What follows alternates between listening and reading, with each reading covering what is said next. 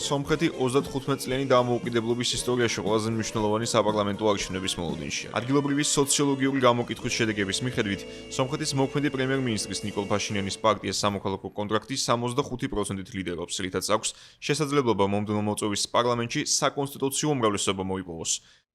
ანალიტიკოსების შეფასებით ასეთი მაჩვენებელი განსაკუთრებით მრავლისმხმელია იმ ფონზე, როდესაც ოპოზიციური ფლანგი გახლეჩილია და ფაშინიანის კონკურენტებიდან არც ერთს არ აქვს 12%-იანი მხარდაჭერა. თუკი წინასწარი გამოკითხვები მართლაც აისახება საპარლამენტო არჩევნების ოფიციალურ შედეგებზე, ეს სცენარი მძიმე დარტყმა იქნება კრემლისთვის. მოსკოვი ვეღარ მალავს, რომ ერევნის პოლიტიკური ხელმძღვანელობის მიერ აღებული გეზი მისთვის არასასურველია, რასაც ადასტურებს ვლადიმერ პუტინის მიერ 29 მაისს ასტანაში გაკეთებული გამაფრთხილებელი განცხადება სომხეთის მისამართით. Кризис на Украине начался как. ოდესღაც უკრაინაში კრიზისი დაიწყო უკრაინის ევროკავშირთან მიერთების მცდელობებით. ჩვენ არ ყოფილ ვართ წინააღმდეგი, თუმცა ვამბობდით, მოგვისმინეთ, მაგალითად, ფიტოსანიტარიული ნორმები აბსოლუტურად განსხვავებულია. ეს გულისხმობს ბაზარზე წვდომას.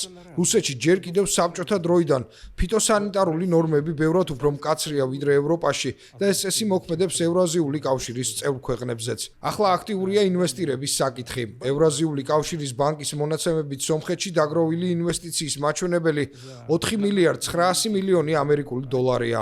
მათგან 86% რუსული წარმოშობისაა. ერევანში ევროპარტნიორების შეხვედრის შემდეგ ისინი სომხეთს დაპირდნენ 2 მილიარდ 500 მილიონი ევროს ინვესტიცია ჩადონ.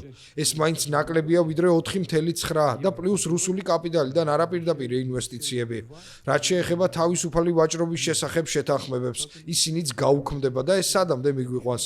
პირველი სრულ მასშტაბიან საბაჟო კონტროლამდე და საბაჟო გადასახადებამდე. უნდა დავითვალოთ რას ნიშნავს ეს. მეორე ეს გულისხმობს ტექნიკური რეგულირებისა და ფიტოსანიტარული ნორმების სფეროებში დოკუმენტების აღიარებას. სოფლის მეურნეობის პროდუქცია ჩვენს ბაზარზე მოდის და მაშინ ჩვენ შევწყვეთ ამ ნორმების აღიარებას. შეიძლება ვაღიაროთ, შეიძლება არა. უნდა შევხედოთ. Куда это пойдет товар? განცხადებების გარდა დასავლურისა და ზღვიურ სამსახურებისგან მიღებული დოკუმენტების მიხედვით, რომელსაც სააგენტო როიტერი გაეცნო, კრემლი აქტიურად ცდილობს სომხეთის საპარლამენტო არჩევნებში სხვადასხვა გზით ჩარევას.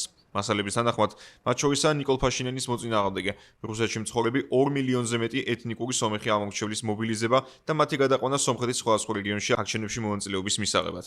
ასევე ეგრეთ წოდებული ბოტების დახმარებით მოქმედი ხელისუფლების საწინააღმდეგო კამპანიის ამოქმედება, სოციალურ ქსელებში და ვებგვერდების შექმნა, სადაც გავრცელდება ფაშინიანის მთავრობის საწინააღმდეგო მასალები. ამავე დროს ცნობილია, რომ სომხეთის მოქმედი მთავრობის ძირითადი მეტოქი ოპოზიციური ძალა არის პროგრესულად განწყობილი და მას კრემლი აქტიურად ლობირებს.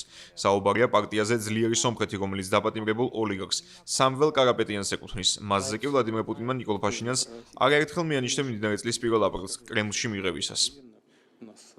მოსკოვისთვის განსაკუთრებით შემაშფოთებელი აღმოჩნდა სომხეთში ბოლო დროს განვითარებული პროცესები, რითაც აშკარა გახდა პოსტსაბჭოთა სამხრეთკავკასიური ქვეყნის საგარეო კურსის ცვლილება. გარდა იმისა, რომ ერევანმა საკანონმდებლო დონეზე მიზნად დაისახა ევროკავშირისკენ სწრაფვა, მაისში მან უმასპინძლა მსოფლიოს 50-მდე ლიდერს, მათ შორის უკრაინის პრეზიდენტს საუბარი კი რუსულ აგრესიულ პოლიტიკაზე წარიმართა, რაც მოსკოვისთვის წლების წინ ყველაზე ცუდ სცენარშიც კი წარმოუდგენელი იყო. არჩევნებამდე თითქმის 2 კვირით ადრე სომხეთს ეწვია ამერიკის სახელმწიფო მდივანი, თეთრი სახლის ლიდერმა კი ნიკოლ ფაშინიანს სრული მხარდაჭერა გამოუცხადა. სწორედ დონალდ ტრამპის შუამავლობით აზერბაიჯანთან გაფორმებული მშვიდობის ბოლომდე მიყვანასა და საბოლოო დიპლომატიური კავშირების აღდგენას შეძლებს ნიკოლ ფაშინიანი ბაქოსთან საპარლამენტო არჩევნებში დამაჯერებელი გამარჯვების შემთხვევაში.